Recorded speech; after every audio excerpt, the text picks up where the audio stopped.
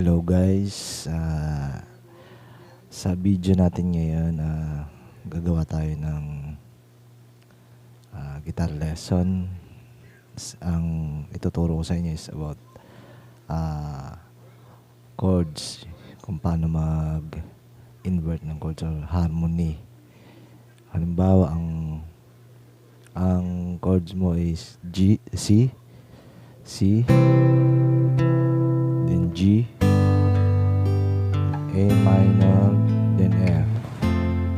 Again, C, G, A minor, F. Ang gagawin mo para magkaroon siya ng harmony, etong nasa gitna, yung sa middle finger mo, itataas mo siya. Ayan. Magkakaroon na siya ng D. Kasi ito eh. Pag tinaas mo siya ngayon. Tapos sa G, mis nakaganito, wag mo nang alisin to, naka-G sustain siya. Tapos yung A mo, A minor, gawin mong A minor 7. Itong A minor, tanggalin mo tong third finger mo, din ibaba mo tong fourth finger mo, itong maliit na finger mo. Lagay mo sa pang third fret ng first string. Ayan. Tapos sa F, ito F na. Ang gawin mo yung itong thumb na finger mo, ito yung ipang base mo.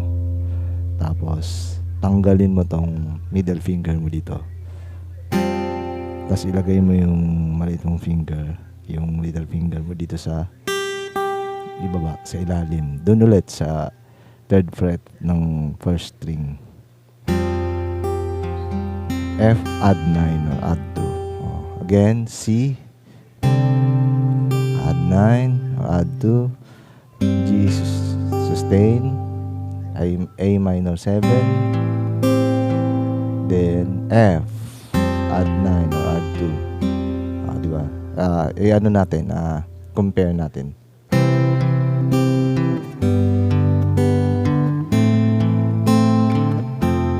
Then